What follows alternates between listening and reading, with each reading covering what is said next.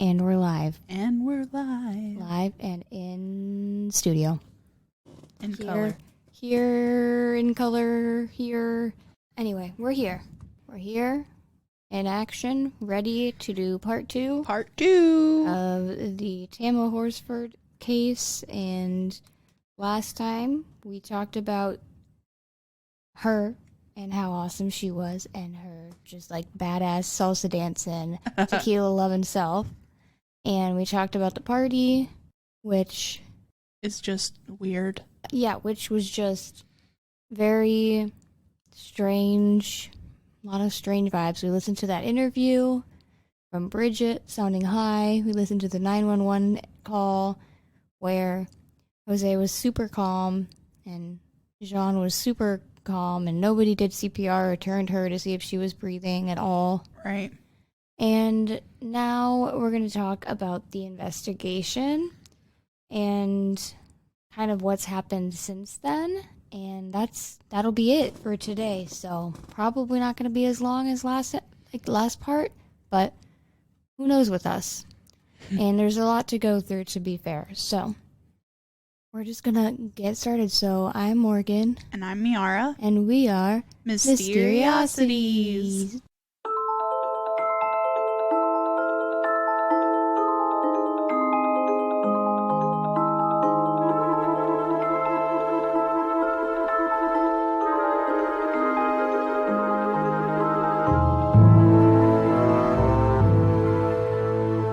Just forgot to do that entirely. Me too. And when you did that, I'm like, oh yeah, that's probably important. I was like, oh yeah, I guess we actually have to do that, don't we? Instead of just immediately starting talking. Let's go. Let's just like come back to the beginning.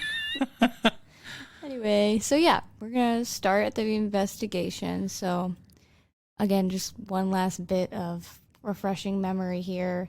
If you recall, Tamla went to a football mom's slumber party, adult slumber party, and in the morning she was found face down in the yard by Madeline, who prayed about it and then went and got Jose and Pray Madeline. First, act later. Went That's and what got, she did. Yeah, went and got Jose and Jean and then, had a weird 911 call. So now that's where we're at, and now we're going to talk about the investigation. So Tamla was pronounced dead at the scene, and her body was sent for autopsy. As we brought up last week, no ambulance was ever sent, just a coroner.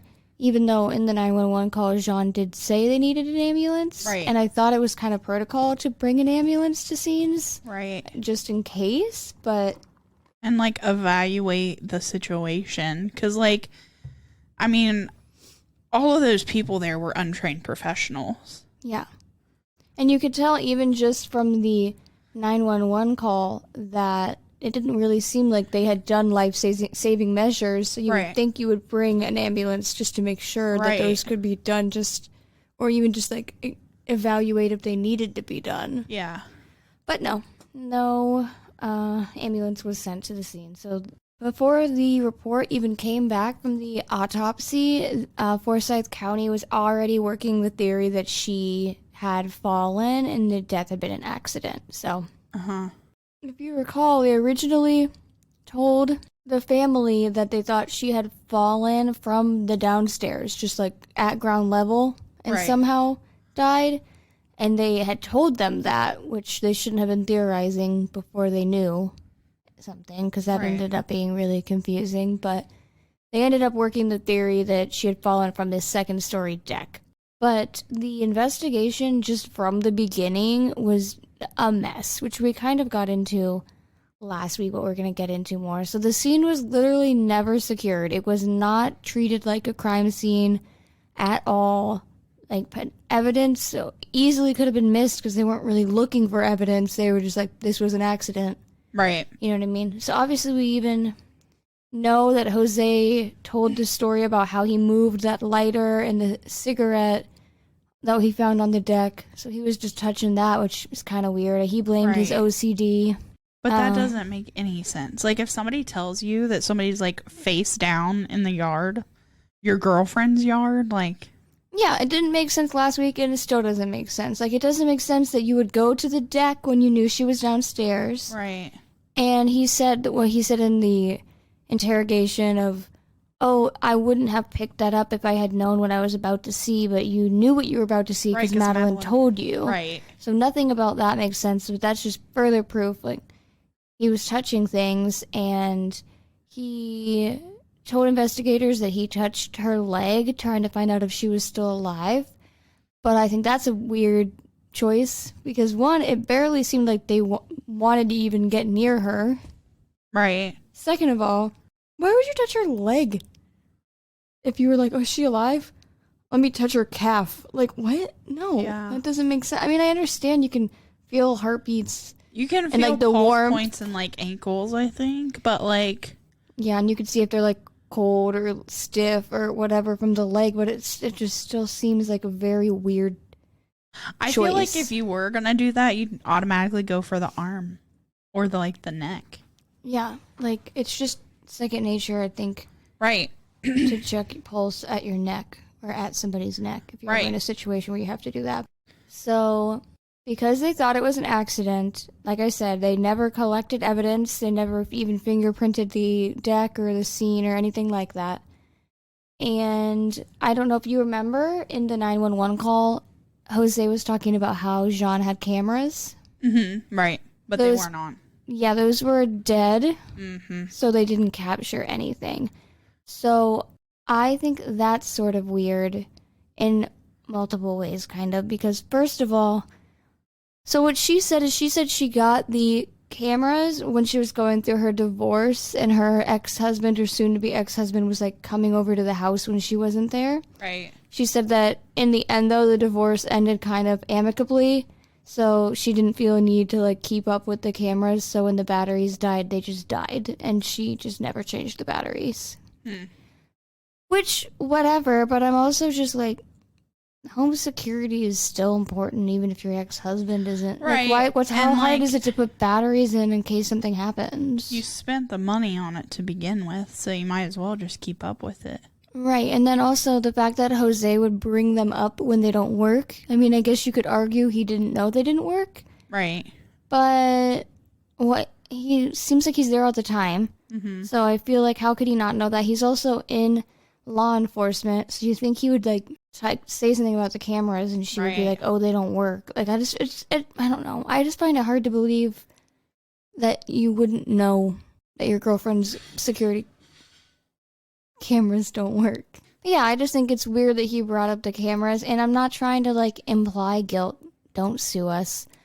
But I feel like if you had done something, you would bring up the cameras, acting like, oh, we have cameras. You can check the footage. You can figure out what happened. Right. Even if you knew they didn't work. That's a good point. Because then you could later be like, well, I told you about the cameras, and I just didn't know that they were dead. Right. Why would I suggest that if, Yeah, exactly. Like, obviously I'm not guilty. Why would I bring up the cameras? Like, oh yeah, they happened to be dead, but I didn't know they were dead. Right.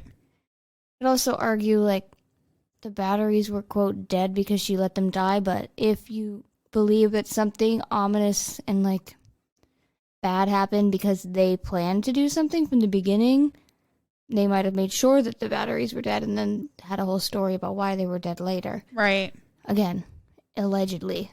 Not even allegedly, just, a thought that may not be true. Yeah. But I don't know, the whole camera thing is very weird to me. Again, because it was an accident during the autopsy, there was no sexual assault kit done, and no fingernail clippings taken to see if there was DNA under her nails or anything. And the bottle of tequila was also not tested for illicit substances. Mm-hmm. And if you recall, we'll go into it a little bit more in a second, but there was Xanax in her system, and she did not take Xanax. I can't help but think, like, if this were opposite, so, like, if a white person was at a black person's house and they were found dead, they would have went the extra mile, and they would have done the fingernail clippings. You don't even need to say 100%. Yeah. 100%. Not even just the fact that this is the South and it's historically a kind of racist area. Anywhere in this country, right, Possibly even other countries. I know racism is a problem everywhere, but I am not as aware of how big of a problem it is in other countries. Anywhere in this country, Right. blue states, red states. Well, I know. It would happen if it was a white woman who was dead at a party and she was the only white woman there, they would arrest every single person at that party, interrogate them separately, lock that house down, not let them go back to their own home until they investigated it, did DNA, did fingerprinting. They would be suspicious that there were no batteries in the cameras. They would be like, why did you move that lighter and that cigarette, Jose? No, it's anywhere in this country. It would be entirely different if Completely the situation was switched. Yep.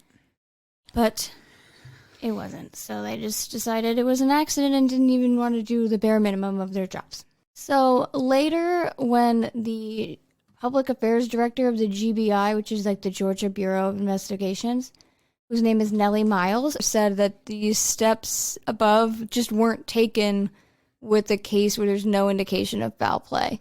Right. But to that I say, how can you say there's no indication of foul play? This isn't like a cut and dry, there was nobody else there, so it literally had to be an accident. Nobody saw it. Yeah, you got a bunch of people who were drinking. Right. And there's no witnesses to it. And people are acting weird when you're investigating and interrogating them. Already being weird. You already know Jose was moving things on the deck. Yeah. They were super common to call. I don't understand how you could sit there and say, oh, there was absolutely no indication of foul play, so we just didn't do those things. You cannot say that there was no indication. Right. There were no witnesses. There was no proof to support that theory. At all. Even if you feel like it's not, you should still treat it like an investigation. Exactly. Like, how often do we see stuff like if somebody gets in a car accident or if there's like somebody getting shot or whatever, and you like read the news page and it's like officials are still investigating at this time, you know? Yeah. That should be the case for everything. Yeah, exactly. And regardless if you think it's foul play or not. You just can't act like you don't know that when you've not even done any, you haven't even done any investigating to figure that out. Right. You've just decided it. Right. Said, oh, there's no foul play. Yeah. So we're not going to do things that could prove our theory wrong. So, talking about her autopsy, which just makes the entire situation even more confusing, the autopsy showed blunt force trauma to her head, neck, torso, and extremities, abrasions on her face, 4 different types of hemorrhages in her skull and brain, dislocation of the right wrist, and cuts on her arms and legs. She also suffered a broken neck and a laceration of the right ventricle of her heart. So, I don't know about you, but there's 2 things that I think about when I hear those. First of all, that seems like a lot for a fall from like a 10, 15-foot fall from a balcony. Yeah. Second of all, she landed face down, but she didn't like break her nose. There's no broken bones in her face, no like broken teeth.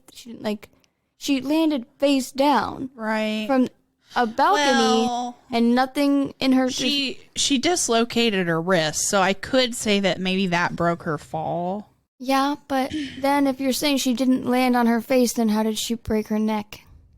Yeah, that's what I don't... If she caught her fall so she didn't have facial injuries, you would think that she wouldn't break her neck then. Right.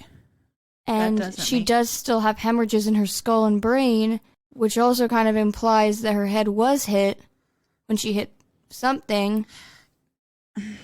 Can they tell, like, when this stuff happened? Like, if it was before or after death? I didn't see. Or if it was the cause of death? I don't think I saw anything about that. Because that is strange. So, are you thinking that she was, like, hit and then just tossed over? I'm not thinking anything, but I'm not thinking that. Right. It just sounds like a lot of injuries for that fall. Right. And they don't necessarily match up entirely with the fall either. It seems like something happened first and then the other stuff happened later. Possibly. But it's all alleged. Yeah. And then you could argue, I suppose, that if people were person or someone, maybe somebody broke in and did something. I don't know. Mm-hmm. But no one had like any, you're doing something to somebody, you usually have like bruised knuckles or, Right. unless you're kicking, you know what I mean? But I don't know, no one seemed any worse for the wear as far as that goes. But also, I don't even know if they checked. They probably didn't even check. Exactly. So it's possible they didn't. I mean, I would assume if she didn't fall and she was hurt beforehand, if someone attacked her, they would have some sort of evidence on them. Like, yeah, you would think. Because unless they just attacked her out of nowhere, which I don't know. I don't see that happening. And then you bring up the Xanax in her system too. Right. And that just adds a little something else strange to it, because then it's like maybe because she had been drinking, she was on Xanax, so she was probably a little like loop-de-loo. Mm-hmm. So maybe she wouldn't have fought as hard. Yeah.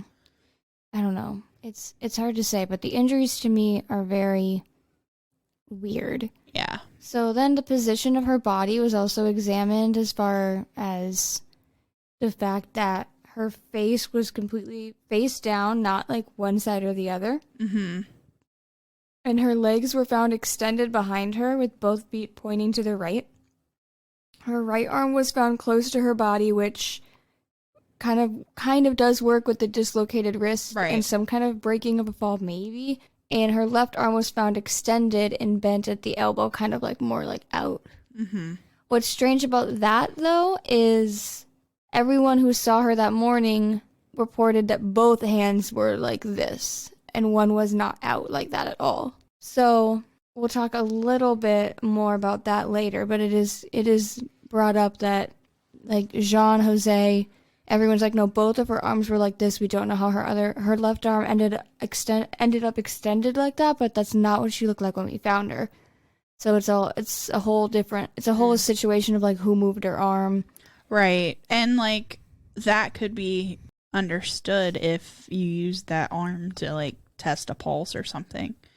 But they said they didn't do that. Yeah, and we will talk about that a little bit more later, but we're going to really quickly talk again about the original theory that she fell not from the deck but from the ground. And in that report, there's like landscaping, and they thought it matched like the scrapes on her skin. And so they were like, she must have fallen from the ground and like ran into the landscaping. And like I said earlier, they were theorizing about that with her family very early on. They told her father, whose name is Kurt, that she had fallen from ground level and that was how she died.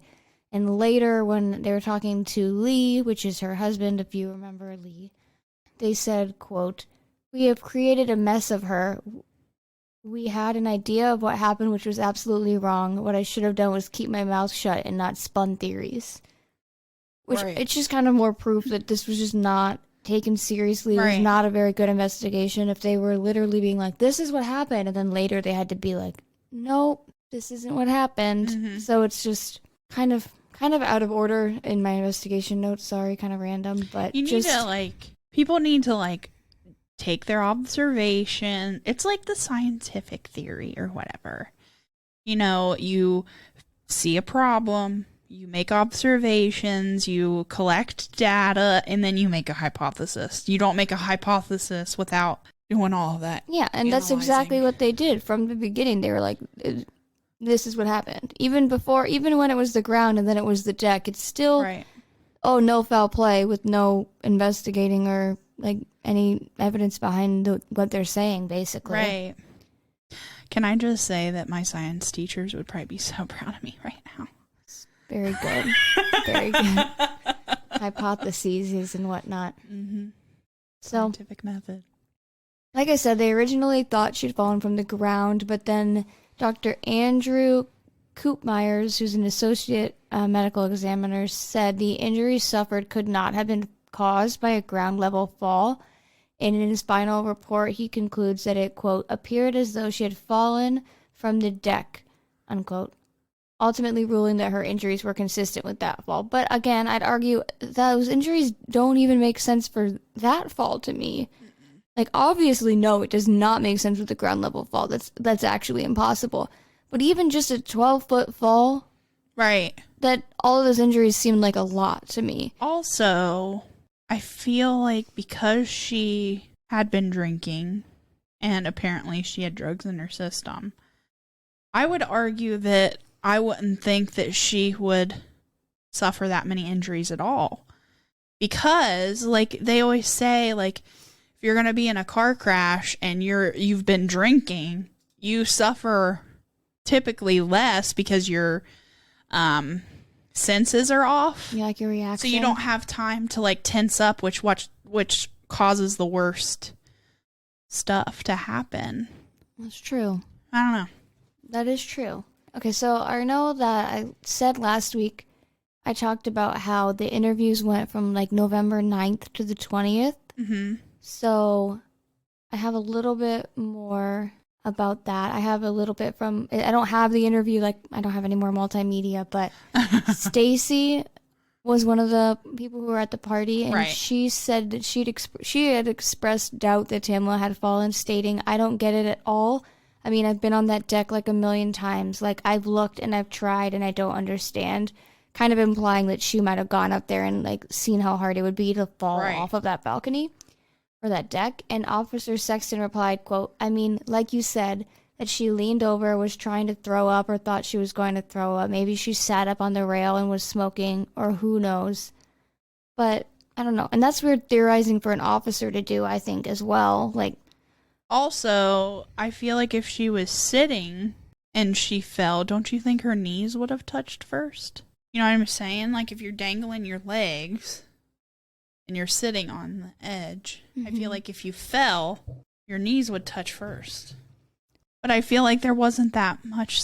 Like, what I'm saying is, with that broken wrist, I would think, I'm not anywhere near a crime scene investigator or any type of investigator, but I'm thinking, like, if you fall and you catch yourself enough to dislocate your wrist, I feel like that would be the major force of impact, right? yeah. And that would be what touched first. But I feel like if you were sitting on the edge of a balcony and you fell, That you would have more significant. Right. It would be more on your knees or legs. But if you were, like, standing, then I feel like you'd have more, I don't know. No, you're valid. Because it was on the autopsy report that, like, she had abrasions on her leg. So it isn't like they're saying the extent of the damage. Like, her knees could have been, like, very, that's true, abrased.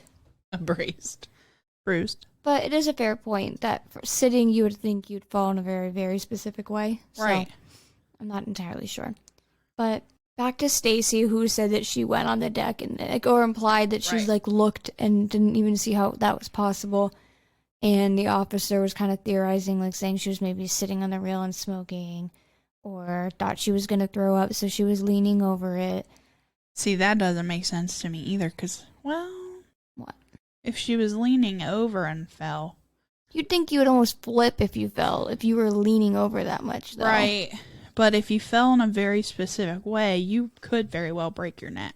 That's possible. Yeah. But Stacy noted that Tamla was not acting sick, and other interviews said the same thing, that she was not acting, like, so drunk that she felt sick. But we also did speak on, they don't know her that well, so. And also, she had Xanax in her system at this point. Yeah, we don't know when that came into play either. And that can make you sick if you take it drinking. Yeah. So then suspicions were kind of raised further by people in February of 2019. So this is like the next year. Mm-hmm.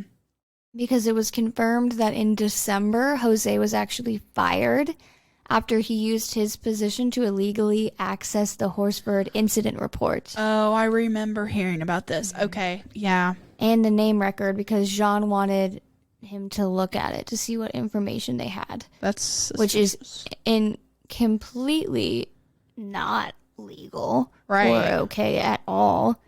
That's like when I worked at a hospital. Yeah, HIPAA. You aren't even supposed to, like, I knew people who went to that hospital. Right. And, you know, sometimes people, like, you get tempted when you know, like, there's something you want to see. Or I know that, like, there's, like, celebrities in the hospital, and sometimes, like, nurses or aides or doctors or somebody want to look up that specific celebrity. Like, you can't even do that. You're only supposed to access files of things relevant to you and what you're doing. And I'm assuming something quite similar is in the case of police. You're not supposed to be accessing reports that have nothing to do with your work, but personal. Especially not when you're involved in it. Right. So you can get in trouble for much less. Like, I feel like I've heard of police officers looking into backgrounds of people that they have no reason to, but, like, they're doing it for personal reasons or for a friend. Like, if they have, like, a friend, like, oh, can you check up on my daughter's new boyfriend? Right. And XYZ. They've gotten fired for that. Yeah. And this is somebody died. So this is, like, serious and you were business. There, and it was your girlfriend's house. Right. Like, everything about that is like, no, that is not okay. So he was fired for that in December, though it wasn't, like, made public or people didn't really find out until, like, February. Mm-hmm. But this did come to light as a part of an ongoing conflict between the Forsyth 12, which is the group, if you remember, and Michelle Wynn Graves, who was one of Tamla's really good friends, who basically went on Facebook a lot to talk about how she thought something happened and how it wasn't being investigated properly. She actually ended up being sued by 7 of the people at the party for defamation. Yeah. Because her posts went viral. A lot of them. Because at first I was like, you're not really going to sue people for defamation for, like, 100 people in your town seeing this post. But they did go viral. Not that I'm even condoning them suing her for defamation for that either. Right. But they did go viral. Like, just a note for... Because at first I was like, well, that's really stupid. It's still kind of stupid, but... Because it was dismissed, the lawsuit was later dismissed, and then they did later appeal, though Jean and Jose were dropped from the suit after that. Like, when they appealed, they were no longer on the suit, so I think that's kind of interesting. I don't know. I mean, it depends on what she was saying, but, like, I feel like if it were me and somebody was saying that, I'd be like, okay, well, say what you want to say, but... I don't know. Did they lose their jobs because of it or anything? Except for Jose, but that was his own actions, not her at all. Huh. Yeah, and I thought defamation was supposed to be like it's affecting your life. Yeah, it's like the Amber Heard Johnny Depp and how he sued her for defamation because he was saying that his career was impacted because, I mean, it was technically, I mean, I think they're both horrible people, but technically it was impacted. He got dropped from Crimes of Grindelwald. Like, Disney was like, peace about Pirates of the Caribbean. Like, he had a case for defamation, but her saying that she thought that they were suspicious and that the police weren't investigating properly didn't impact you in your livelihood. Right. If somebody was saying that and like me being innocent, I'd be like, well, just let them talk, you know. Exactly. You would think if somebody died in your home, you would want the police to do everything they could to figure out exactly what happened. And if you didn't do anything and you had nothing to hide. Right. Why are you suing somebody else who wants to find out? Exactly. And if somebody died in my home and the police were not doing a good job, I would be like, yeah, keep talking. Keep saying they're not doing a good job. They're not. You want me to help you? Do you want to hear how they never even fingerprinted my house? Right. Like, how they never even did this, that, and the other thing? Like, I'll tell you all the things that I know because this is ridiculous. Right. Like, they could have been on her side. They could have been like, yeah, the police are doing a really bad job. Right. Like, I didn't have anything to do with it. I had nothing to hide, but I want to help you. I want to know what happened to Tamla. Like, this is not okay. But they said they sued her for defamation. It just seems guilty. Yeah, it gives vibes. Allegedly guilty. Yeah, allegedly guilty. And so we're going to talk a little bit about Michelle's concerns. Obviously, very valid concerns. And we've talked a lot about some of it already. So she filed open records requests. She hounded investigators with emails and questions. She challenged the credibility of the Forsyth 12. She talked about the fact that nobody tried to roll Tamla over to try to do CPR. She talked about how the police called off EMS, as we talked about. Right. EMS never came because the police called them off. basically saying no one even tried to save her life, which is an absolute fact.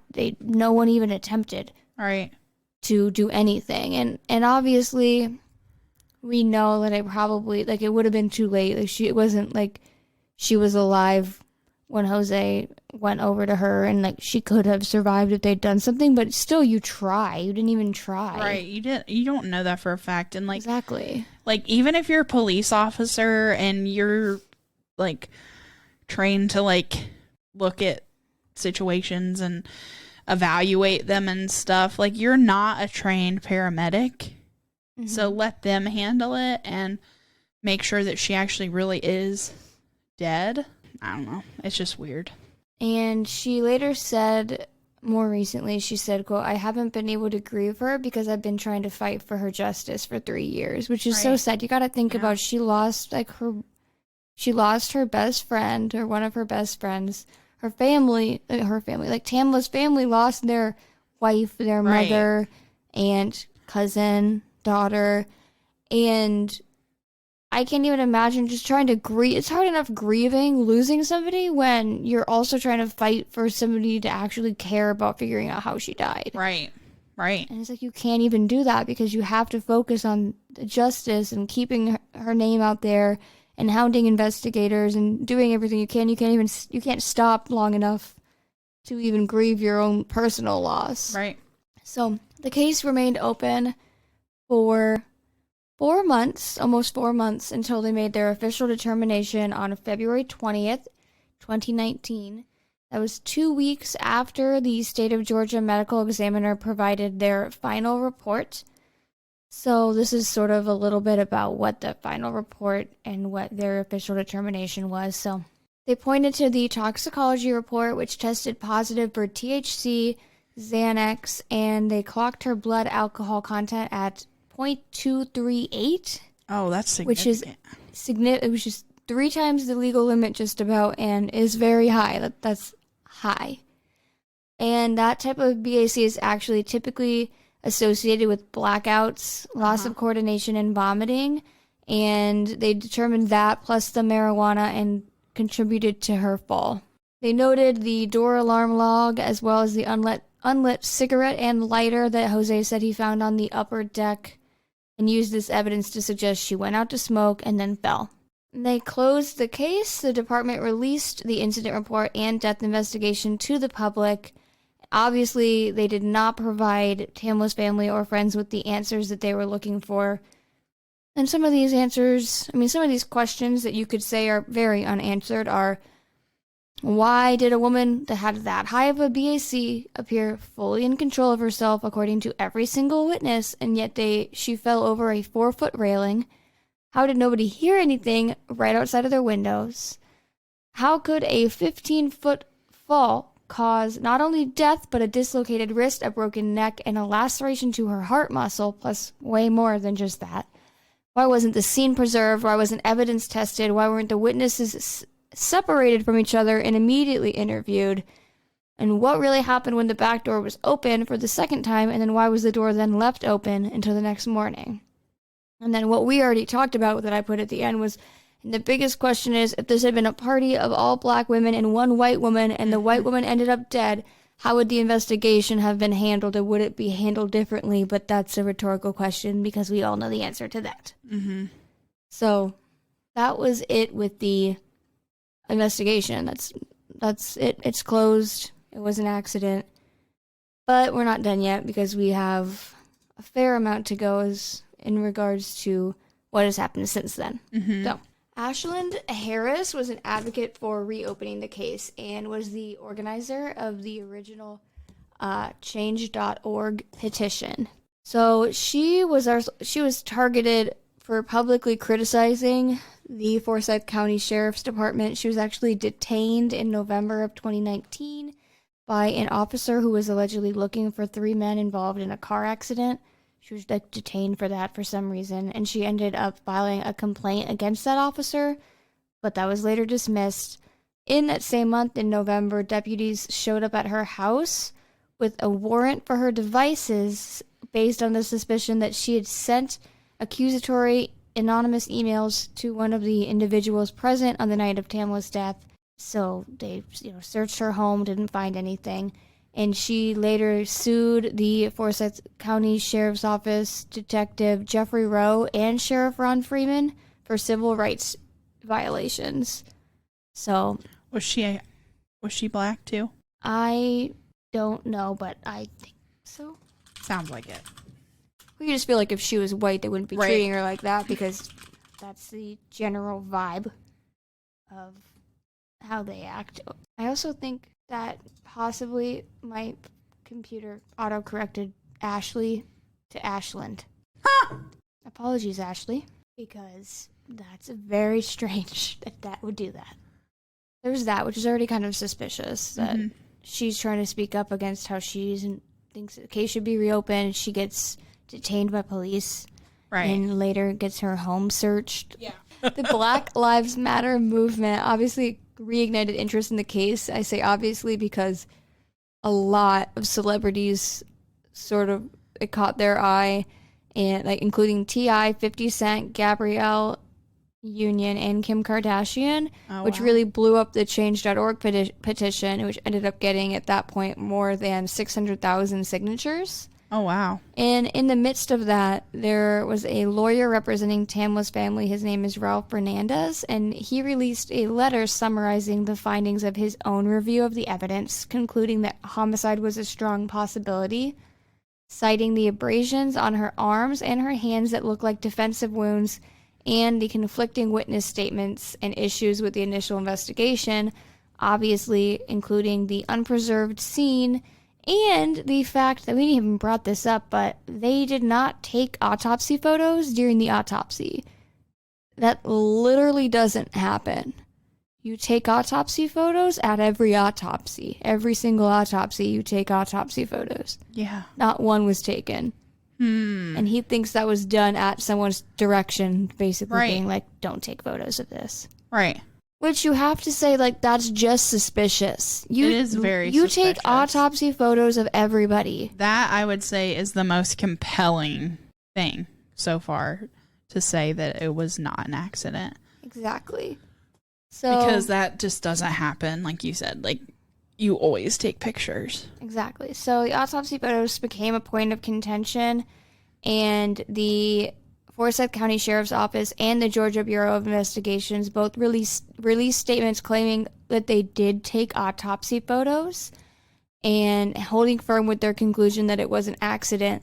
But then Fernandez released a second public statement on June 12th, including records of his multiple failed attempts to secure said photos. So basically, he's been requesting them.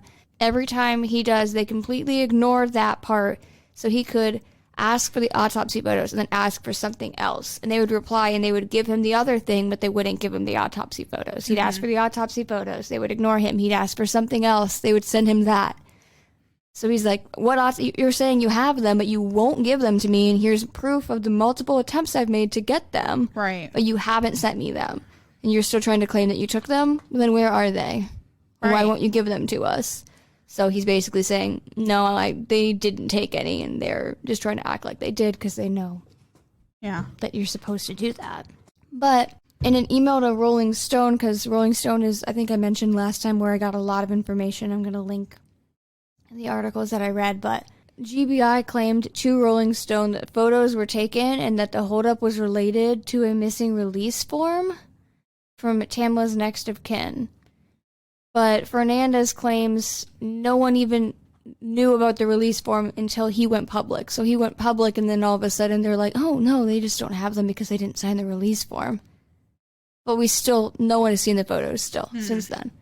So it just seems a lot of them trying to make excuses and evading the just evading inevitable. that whole situation and being like, no, we took them, this is why I don't have them, or no this, no that, oh, there's a release form, XYZ, but there's still no proof that those photos exist. Right. So even though we still haven't seen those photos, Fernandez, that pressure the petition going kind of viral, and Fernandez's statements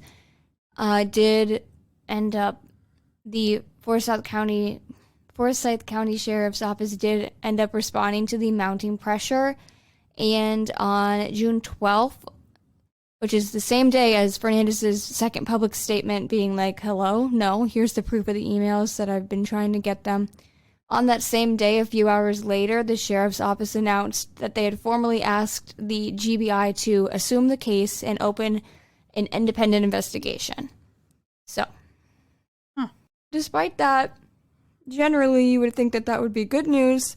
Fernandez pushed for the FBI to actually take the case because he didn't trust the GBI. Yeah. This is also due to the fact, I don't know if you ever heard about Rayshard Brooks. I don't know if that name sounds familiar to you. It does sound familiar, but I don't know why. I'll tell you why, because you probably are going to recognize this story.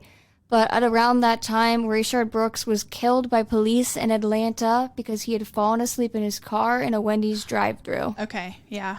So it was around this time that had happened. He was basically, and there were videos of like what had happened and all of that. So Fernandez was basically like, I don't trust the GBI. This case with Rayshard Brooks proves the quality of the work that they do when they have videos. Right. So what are they going to do when they don't have videos? Like, how do we do? There's no proof that they would do a good job. Like, clearly they don't. He thinks that the FBI basically should take over the investigation instead. Yeah. But that didn't happen. The GBI did their own investigation. GBI representative said... I just almost feel like, I don't know, like the GBI, it's almost like, what is that called? A conflict of interest? Almost. I mean, like I know it happened in that area, but the whole issue to begin with is we don't think that the police handled it properly. And we want to reopen it for justice. And obviously that there's claims of racial injustice. So how about we take it to a third party, like the FBI? Like, bring them in. Exactly. So, yeah, Nellie Niles, who we spoke about before, he was interviewed. He was the one that said, well, you know, it's not routine to do nail clipping sexual assault kits, test the tequila for an accident. That was Nellie Miles. So Nellie Miles responded to Fernandez, or just basically about the investigation that they were going to do, saying, we're looking at everything. So if there is information, particularly new information that's out there, we are encouraging people to come forward. Basically being like, we're doing this. We're going to investigate fully. Come forward if you have information, XYZ. But I just don't see how they're going to get anything else unless somebody brings something forward, because they didn't go through with the testing and stuff. Exactly. So, like, what new information are they going to get? They're not going to get anything. The only information you could ever get is if someone came forward from the party and said something, but we've discussed. And that's never going to happen. Exactly. And, like, also, if you're saying, like, well, if it was an accident, then, of course, we're not going to do nail clippings or a rape kit or, like, the testing of the tequila bottle. But also, like, that means that you're making assumptions as soon as you get there that it's an accident. Nobody told you that it was an accident. Nobody saw anything. So you should treat it like you don't know what happened. But instead, they're making assumptions. Exactly. And if you think about it, we were saying earlier, you cannot say that there was no foul play because you're not investigating. Right. And you're sitting here saying it's an accident and you're not collecting this information, acting like there's no ambiguity at all and you know exactly what happened. Well, look, there's a second investigation, and now this information would be helpful to test if you hadn't if you'd at least collected it. Right. If you had at least collected it, it would still be there to test, when now it's clearly it's not as clear as you thought it was. Like, and now we don't even have that information because you didn't even take it. Right. In the first place. Exactly. So clearly it's not as clear cut as you thought, and you could have at least done your job to get the information. And of course, if you think it's an accident and you don't test everything, you're going to find that it's an accident. Yeah. You know what I mean? Like, you're setting yourself up to be right. Like, you're not investigating all of the, what's that called? Variables. Yeah, you're literally saying this is an accident. You know how I know? Because I decided it was an accident. Right. And I'm not going to test to see if there's any DNA under her fingernails that show a struggle. And I'm not going to test the tequila bottle to see if there's Xanax in it. Right. And I'm not going to do a sexual assault kit Or the because God gumbo. forbid something like that happened. Right. Like, oh, can't even imagine that. Like, no, we're actually just not going to test it because it was an accident because I've decided. It's just negligent. And now we're here with another investigation that isn't going to find anything new because there's nothing to look at because they didn't do anything. Right. So, yeah, so the Georgia Bureau of Investigations concluded their inquiry in early 2021 and no charges were filed. They largely sided with Forsyth County investigators, concluding that her death was caused by an accidental fall from the balcony. This is, however, the first time that subpoenas were called for the phones of the people who were there, because, yeah, they didn't do that either. But at that point, several people had gotten new phones, so text messages and pictures were just completely gone by that point. Right. Because you also think, why would you not subpoena phone, like, records and texts to see if they were talking about anything suspicious? Can't you go through the carrier, though? And get, like, subpoena records? I don't know if it was just because it was like so new long. phones. I mean, they got the records for people who had the same phones and the same phone numbers, but maybe if someone had changed their phone numbers soon after, there's a certain amount of time before that goes away. Right. Or you lose that information. I'm not sure. But also, they have, not saying that they did it, but they do have somebody that's familiar with procedural things that police do. So even if they did get the records, they may not have said anything over the phones because they know it would be. That is fair. That is fair and true. So even though they ended up mostly siding with Forsyth County investigators and they also concluded the death was a fall, that's not to say that they didn't find any new revelations from their own investigation. And I got this from Rolling Stone too. So I know earlier we talked about her left arm and how people said, like, Jean and Jose said they were both down by, like, kind of like tucked in next to her body, sort of like breaking a fall possibly, but how when the police got there, her left arm was extended and bent at the elbow. And how it was kind of a big debate because Jean, Jose, everyone who saw her, they were like, I do not know how her arm got like that, but I promise you it is not what it looked like when we saw her. Right. Yeah, so basically it was called into question who had moved her arm. Some people said, well, maybe Jose actually had just moved her arm to check for a pulse or something like that. And it is said in a supplemental report that he actually admitted that he checked her left arm for a pulse, so he did move her arm. But then in a later interview, he denied it completely. He called the supplemental report bullshit, saying, quote, there is no way I checked for a pulse, end quote, which is also weird to me because if you moved her arm to check for a pulse, fine. But, like, obviously you're not supposed to move things, tamper things, but the fact that maybe you thought she was alive, so you moved her arm, you're not gonna get in trouble for that, you know what I mean? But to me, the fact that he called it bullshit and saying there's no way I checked for a pulse, well, why wouldn't you check for a pulse, though? Like, that is such a...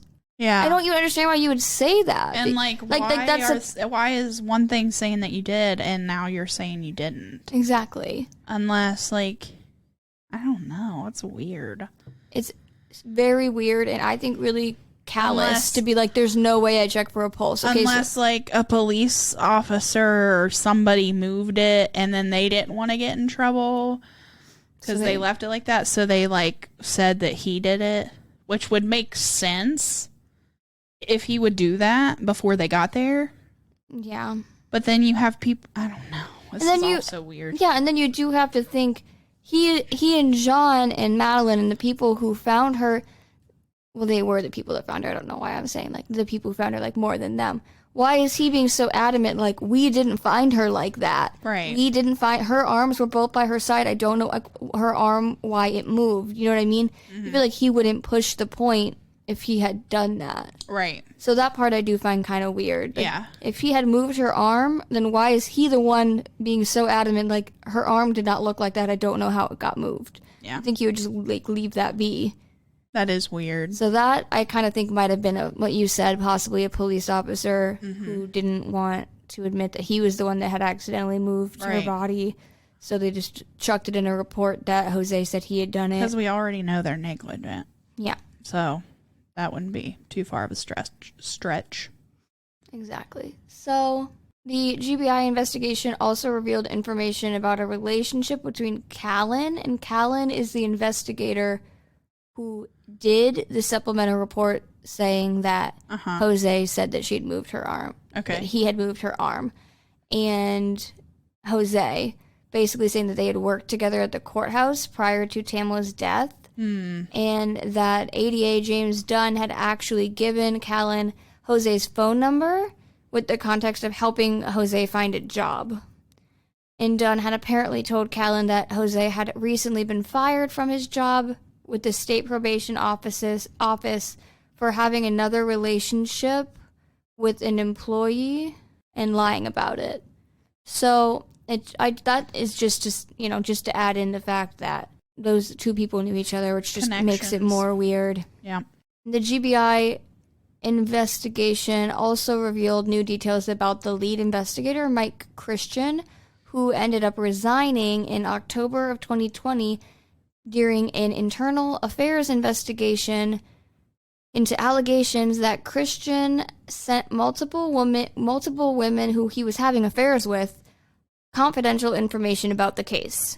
So this is so sketchy. Yeah, so he said the woman who made that complaint, in quotes, "I chose to end a long-term extramarital affair abruptly. This person, out of anger and hurt, chose to go to Sheriff Freeman with a list of alleged misconduct on my part. In 2020 hindsight, I should not have resigned, but stayed for the investigation and taken what punishment was fitting up to termination. As is, the internal affairs investigation lacks my side of the story and makes me out to be something I am not. All the good I have ever done in 16 years of law enforcement is gone with this document."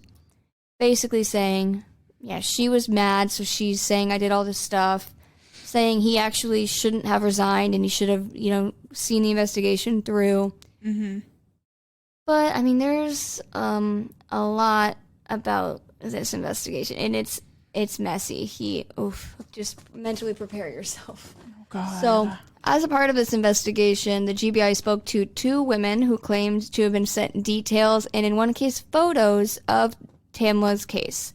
According to these women, Christian called her porch lady. That is what he called Tamla when he was referring to her. He just called her porch lady. And one ex-girlfriend recalled that he had shared the results of her toxicology report with her, as well as his suspicion that the body had been moved. Another woman interviewed by the GBI claimed that Christian sent her a photo of Tamla's body at the crime scene, and that same woman reported that he had been obsessed with the case to the point of having panic attacks about it. According to her, Christian told her he believed the death was an accident, but he also doubted that she fell from the balcony based on her injuries. This ex told GBI that Christian discovered calls between Jose and Callan before the 911 call. So Callan, again, is the one that did the supplemental report and knew Jose. So he suspected that Callan had helped the partygoers come up with the story. Yep. According to the same woman, Christian was worried that he would go down for the officers who had set up the scene, but there was never any proof that Jose and Callan had a phone call prior to 911 calls. There's nothing on phone records between midnight or 10 a.m., like between midnight and 10 a.m. the day that she died. There were no phone records turning up any calls like that. Verizon confirmed that Jose had not used the network during those times, and both Jose and Callan denied any communication prior to the call, but could have a second phone, could have a burner phone, can you really 100% say that didn't happen? Right. I mean, you could argue Jose could have grabbed a burner phone from the store and called Callan, but Callan wouldn't have had a burner phone, so there would have been records on his side. So I guess you could argue there probably would be some kind of trail if that had happened, but it's also weird that Christian would make that up. Do they have like radios in their car? I don't know. Yeah, like walkie. That's true. That is true. That is true. You're not wrong. So, screenshots of the Snapchat messages, because Christian sent these, he sent a photo of Tamla's body, like he was communicating with these women a lot of times through Snapchat.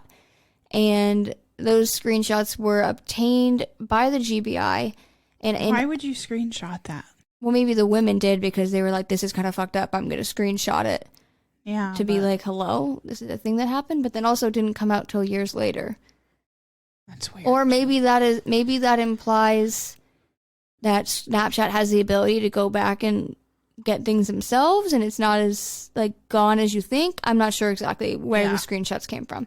But anyway, in one of the Snapchat messages that Christian sent to his girlfriends on the morning of Tamla's death, he joked about notifying Lee about her death, saying, quote, "Hello, sir. I know we've never met, but I'm here to tell you that your wife and the mother of your 6 children is dead. Oh, yes, and I am happy to report that she was really, really drunk, trip landed face down in the backyard, and I know you have fun memories.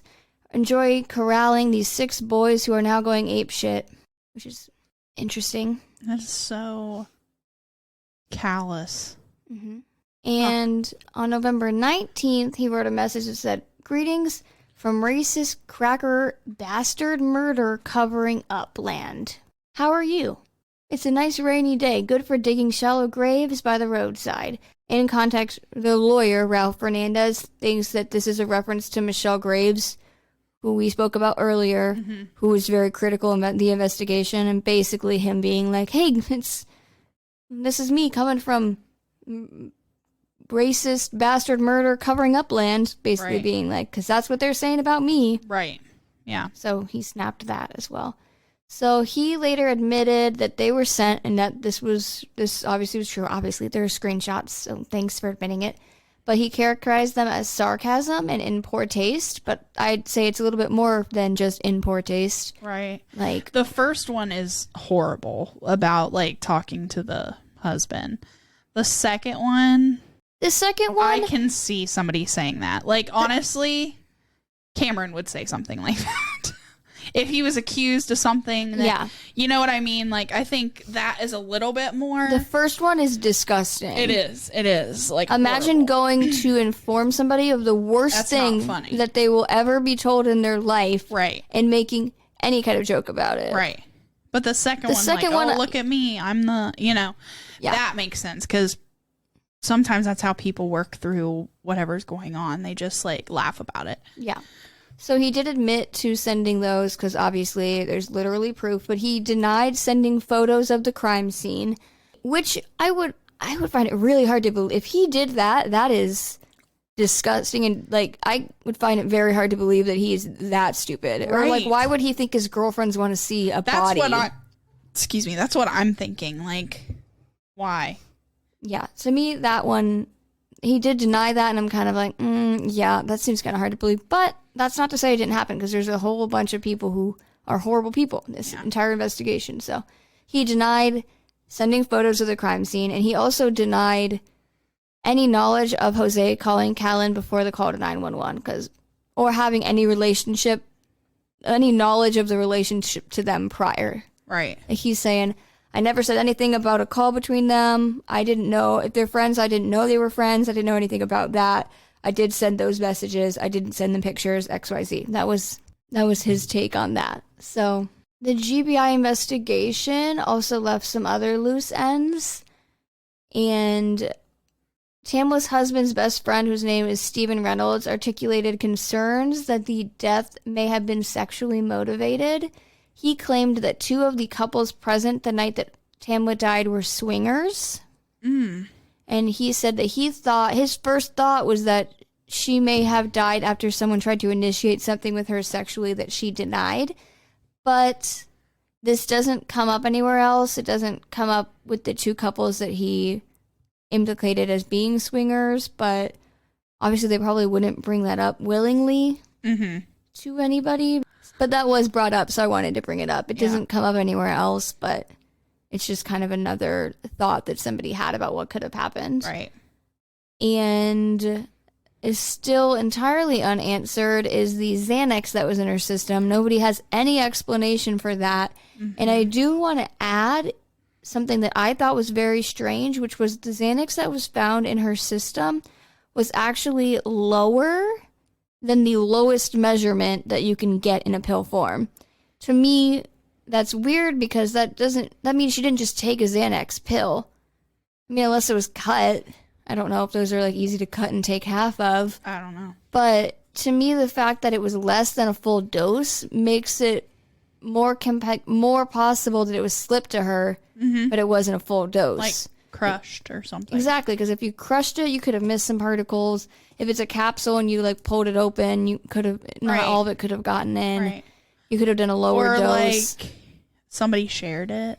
Like somebody took half and then gave her the other half. You know what I mean? Like yeah, but you would think if you were going to take Xanax because you were like anxious or whatever, you would just take a Xanax. It's not one of those party drugs that you're like, oh, split half of this like I did when I had ecstasy in high school. Like, you would just take a Xanax, you know what I mean? Right. So to me, the fact that it was lower than the lowest measurement leans into the fact that she might have been slipped it, because I just don't see any other way you would have less than one dose. Yeah.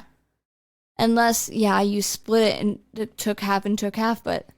Or maybe she was anxious and she had never taken it before... And so the person who had it, Bridget, was like, here, we'll just take half. Just take half if you're worried about the effects. But I don't know. But the problem with that, too, again, is the fact that no one who was at the party, including Bridget, whose prescription it is, has any knowledge of her taking any Xanax or being given any Xanax. So there was, like we said, that was the only person that had the Xanax prescription was Bridget, and she denied sharing it with anybody. She said she never shared it with anybody. But then the investigation turned up text messages from a friend from the party texting her saying, I hate to ask, but can I please get more meds? It really helped me. And then they met up and she agreed, and then via text, they coordinated where to meet up to exchange more meds. So she said, I never do that, but then there's literally proof that she does. When cops ask you, do you share your medicine? Do you give people... Like, no, not at all. I don't do that.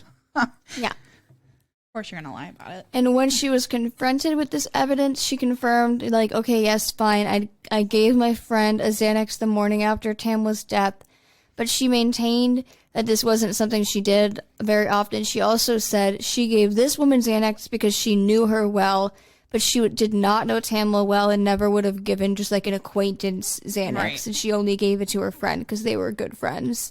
She also said she knew that Tamla had been drinking and she would never give her Xanax knowing how much she had drank. Right. So the GBI report also focused a lot on Lee with search warrants for his phone and social media, though it turned up nothing, obviously.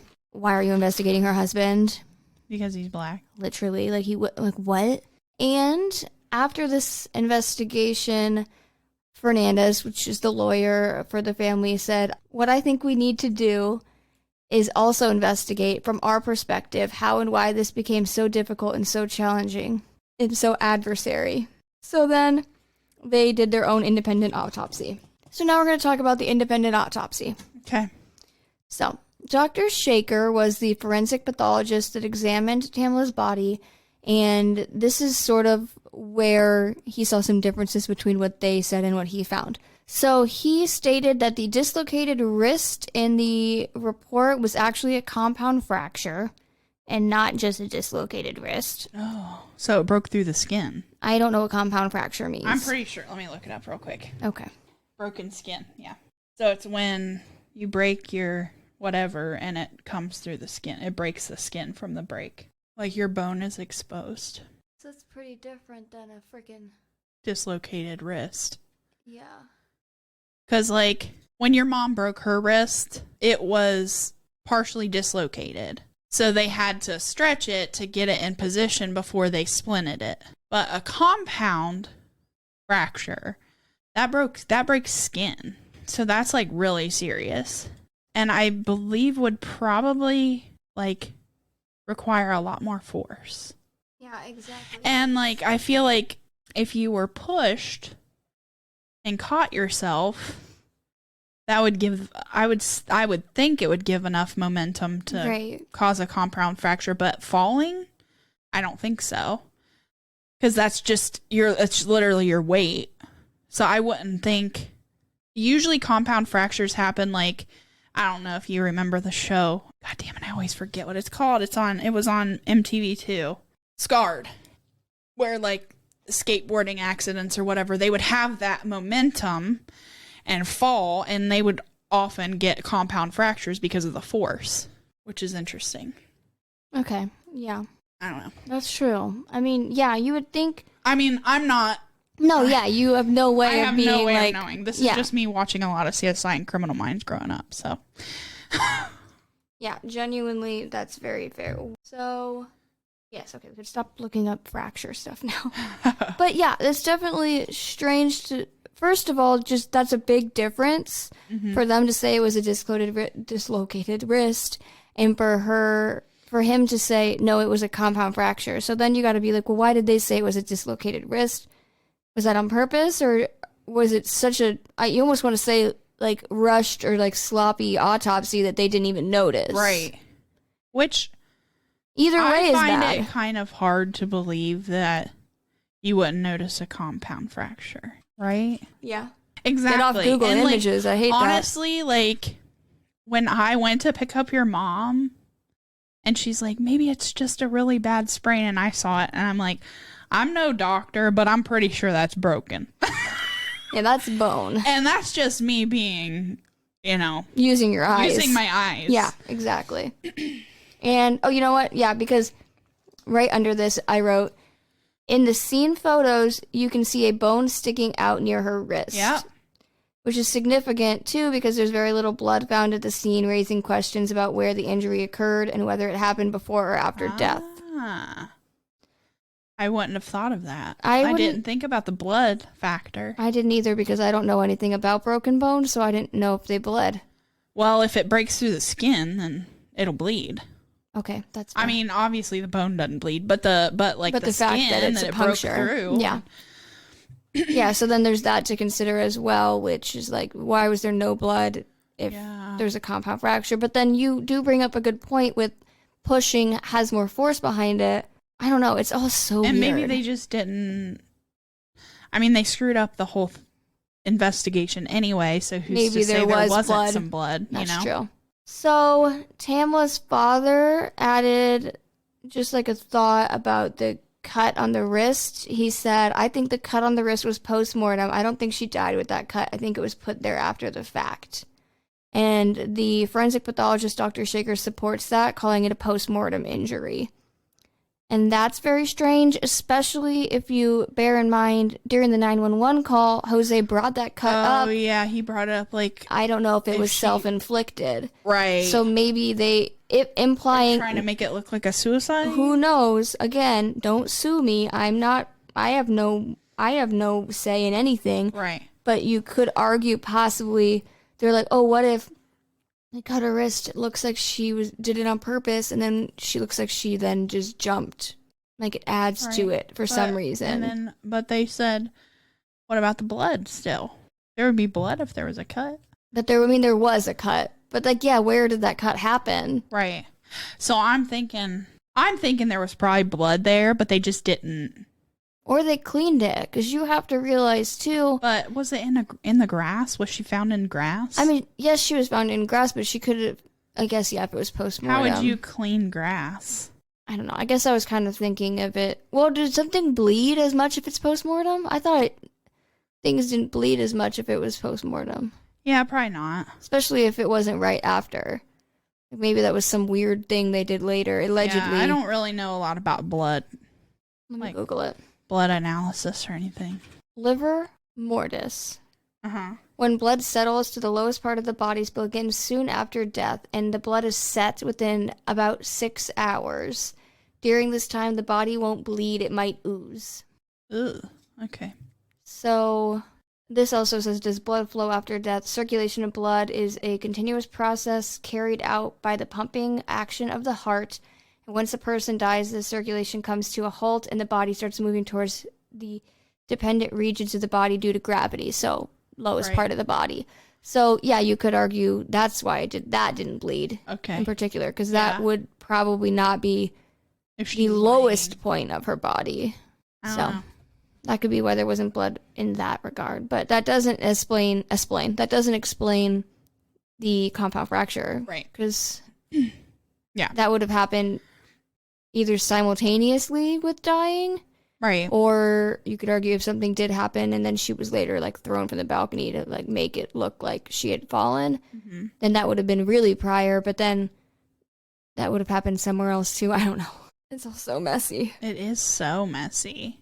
So the GBI also listed a fracture in her spine, but Dr. Shaker said that it was not a fracture at all. And what is important is that the GBI basically said the fracture in her spine wasn't a fracture, and what was most important was what they did not find, which was that there was no evidence of significant injuries to the skull and bones, and that Dr. Shaker wrote that absence of bruising to broken bones in her skull raises a red flag to the cause of death as falling from the second story of a building.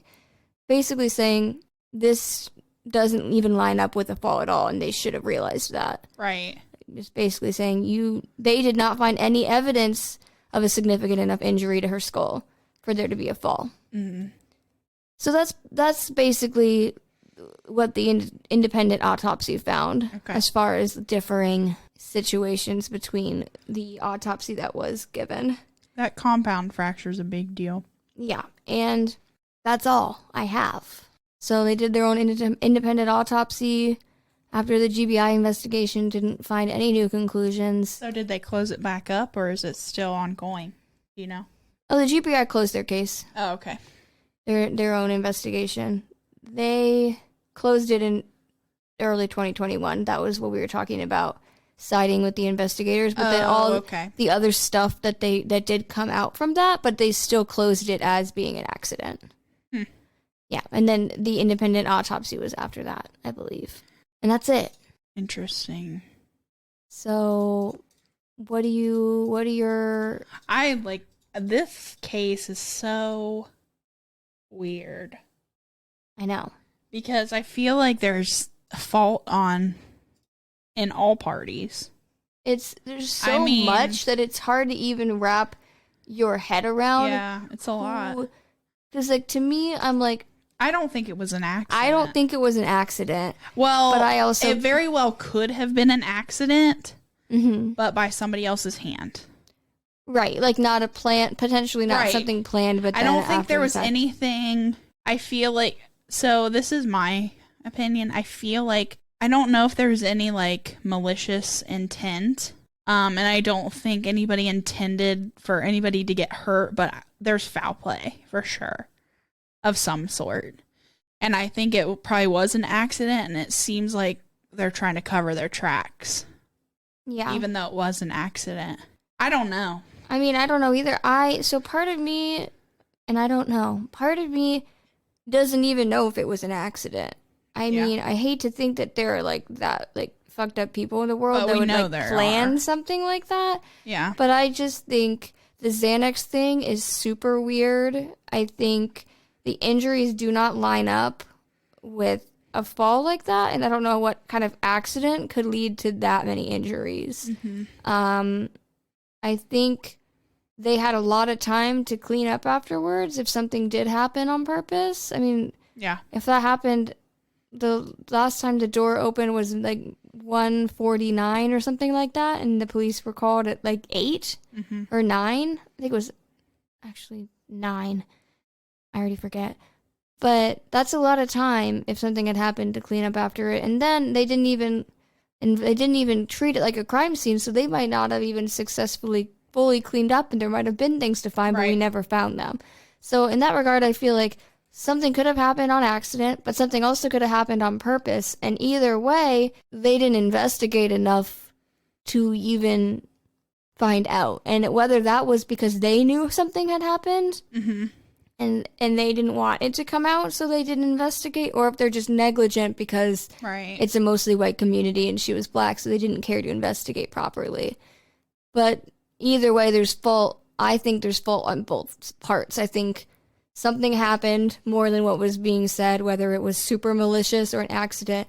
And I think the police either knew about it because there were connections and friendships within that, or they just were negligent. Or like, what if she saw something she wasn't supposed to see? Like, you literally don't know. One of the friends being with one of the guys. Right, like there could have been... Like, Bridget and Jose. Exactly. Like, you don't even and know. Like, it happened, and so, okay, this is all alleged. I don't believe this, but it could be. I think, what if, like, they were caught or whatever, and then Bridget did something, and she's, like, hysterical, because obviously she needs Xanax on a regular day, let alone if somebody just got killed. Mm-hmm. So she was the one that left at, like, 4 a.m, wasn't she? No. Bridget is the one who Tamla walked to the door. Oh, that's right. And then her husband said that Tamla didn't walk her to the door. But that actually kind of adds to your theory, because you could argue why wouldn't your husband back your story? Well, you wouldn't tell him the story if you were doing something with some other guy. Right, and then, like, Jose was like, just go. I'm going to take care of this. You need to be apart from this when the body's found. That's true, too, because everybody else was asleep, and so the only person who said that she was awake that late is, like, Jose and Bridget, allegedly. Yeah. I don't know. See, that's the thing, we just don't know, and There's, it's like, just something I mean, to me, it's not up for debate if something happened. I think something happened. Those injuries don't line up to a fall like that at all. And all of the, like, just, oh, maybe this happened, maybe that happened, maybe she was sitting on the railing smoking. She's not stupid. No. She didn't drink half a bottle of tequila and say, let me get on the side of this railing and smoke. There's deck chairs right there. Right. Like, she's been out there a million times that night smoking and probably standing or sitting at a chair. She's not getting up on a railing by herself and smoking. Right. She's no. And the fact that, oh, she's like leaning over and getting sick, except for that she seemed completely fine to everybody involved. And even if she wasn't, I don't know, I just don't think that she would puke over the side of a railing. And when you think you're going to throw up, you're not laying atop the railing. You might be, like, going over, but not enough to fall over it. No. It just doesn't make sense. None of the weird theorizing that the police did make any sense. Right. And it's all weird. But then it's so weird to me because you do have people like Stacy who are like, yeah, I don't think that would happen. I'm not sure what happened. But then you're like, then why are you saying that? You should, if something did happen, you'd think you would want the easy solution. So then you could argue, then people weren't in on it if it was something, but then they were all there. So it's just super weird. Like, or some people have more of a conscience than others. Or maybe it happened when some of them were asleep. Right. I don't know. It's just super weird that their stories clearly aren't straight, but then some people are pushing in a direction like, this is weird. And I'm like, yeah. You're weird. I'm confused. It's all just so messy, and I hate that we don't know and that her family doesn't know, and they have to try to fight just to get answers. Right. That they should have gotten right off the bat if the police had just done their jobs, and that's what it really comes down to. Even if it was a complete and total accident, they would be able to have that closure if the police had done their jobs. Right. Like, if they had tested the tequila, if they had taken fingernail clippings, if they had done a sexual assault kit, they could have been like, no DNA found under the nails, nothing in the tequila, nothing on the sexual assault kit. But if they did that, they'd have more to cover up. Yeah, but I'm arguing if it was a complete and total accident, they would have been able to prove it if they had actually done their job. And then family could have closure because at least they could be like, this was an accident and they did everything they could to prove that, but they didn't even do those bare minimum things. Right. So even if it had just been a complete accident and they had done their jobs, it comes down to the police, in my opinion, because it could have been fully exactly what they said for all we know, but they didn't even do the work to prove it. So no one can sit here and feel like they have closure for it. Mm-mm. So that's true. Yeah, that's it. That's all I have. It was a good one. Not a good one, but a good one. I hate it here. Yeah. I hate it here so much. I'm just making sure that we don't have a review that I don't know about. Oh, good idea. We don't. So sad that we don't have a review to read. Jamie's the homie. Jamie's the homie. I always look at Jamie's review. Anyway, so that's it. That's the end of the surprise 2-part episode. Let us know what you think. Allegedly, no one's trying to get sued. Right. Or get defamation lawsuits thrown at them. Right. But also, it's all so weird. It's And it's so sad to I can't even imagine trying to like cope with losing somebody and also dealing with so many questions. I mean, like losing somebody and then fighting for their right, like for justice. Yeah. Like there shouldn't have to be a change.org petition for the police to do their jobs. Right. Like, especially when we all know the case would have been closed in 2 days if situations had been reversed. It would have been solved. Yeah. But also I think too that connections with the police in this case is compelling. Yeah. And I would argue that, you know, something happened to where they're trying to like not do their full, like to the extent that they can do, just simply because there might be some covering up going on. Yeah, it's just one of those things where it's all very suspicious. And again, I said it last week, we talk about what's the one case that you would go there and see what happened and get answers, and Dyatlov Pass is my conspiracy one, but this is my true crime one. Yeah. Because it sucks that no one has answers, or family doesn't have answers, and we're not going to get answers because, like we said before, they didn't collect the bare minimum, so there's no evidence that's ever going to be found. You're relying on people who were there. Right, you literally can't do anything else. Like, it's lost. It's gone. Yeah. The only thing that you have is somebody there saying what happened, and that's not going to happen. Yeah. You argue if everybody knew, maybe it would be one loose coil that could eventually be like, this is what happened. But I don't know that I think every single person there knows. Right. And then you're counting on very few people to come forward if something happened, and you just can't trust that that's ever going to happen. I know deathbed confessions are a thing, but that requires a conscience. So I don't know. It's true. So, yeah, we already said it's too bad we don't have a review to read. So feel free to let us know what you think. We're going to guilt you in. I'm really good at guilting people. Feel free to let us know what you think about the episode. Let us know your alleged thoughts. I'm going to link the Justice for Tamla website. There's a lot of information there. We're going to post on the Instagram again.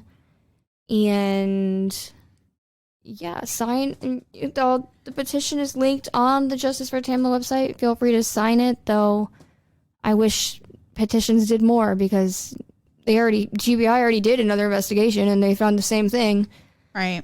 And you could say the FBI could do it, but do we even really trust anybody to actually do anything in the government? Or, like, do we trust that they have enough to actually do something about it? Because, like, they probably don't at this point. Yeah. I wouldn't think. Because, again, they don't have any evidence. Unless there's stuff that we don't know about, the public doesn't know about. Right, or unless they did better investigating. You got to think they got, like, profilers, and I'm really into body language analysis. Mm-hmm. And I know that that's kind of hokey, like the same thing as a polygraph. Body language analysis is not foolproof, but unless they have maybe possibly interrogation methods that could pull more information. Mm-hmm. I don't mean waterboarding or anything, but just nothing illegal. Just seeing something possibly that wasn't done, because the interrogations that were done, as we talked about in part 1, like Jean's was at her house. She was fully comfortable, no one was I don't think anyone was put under pressure in their investigations. And I'm not saying scream at people or anything like that, but it probably wasn't very hard for people to lie if they needed to lie. There's nothing wrong with a good mindfuckery. Or good cop, bad cop. Yeah. There's so many techniques, and it doesn't really feel like anybody was pushed in their interrogation. So it's possible if the FBI did do their own investigation, they could crack somebody just by talking to them with a little more effort than was done. You know who I think that weakest link is? Bridget. You think it's Bridget? Yeah. Probably. But yeah, that's it. So see you next week. And also, wow. Okay. Before we go, I want to take a minute to thank our listeners who have been listening through this whole time, our new listeners, because we have reached over 1,000 downloads since we started, and we only started 6 months ago. So y'all are killing it. You're awesome. Like I said, if you want to hear more from us, then please rate and review us. That's the only way that we will get noticed and basically put forward by iTunes and those sort of things. And if you don't feel like rating and reviewing us, maybe you don't want to go on the app, maybe you don't like stars, or you feel like you don't have anything clever to say, if everybody listening told one person about the podcast that they thought would like it, that would double our views, and you could share us with your friends and have something to talk about. So even if you just want to do that, just tell one person, like, hey, if you should try this podcast. Maybe link them your favorite episode that you've listened to so far, and we can get more people talking to us and more people chatting it up and being a part of the little community that we're growing. So you could do that too. Still suggest topics, because we're all about suggestions. I love it. There's so many options that I get option overload sometimes. So yeah, definitely. So you rate or review us, or tell one person about us. Link them your favorite episode. Is that all now? Yeah. Okay. I didn't want to do the thing again. Do your thing, girl. And we are Mysteriosities.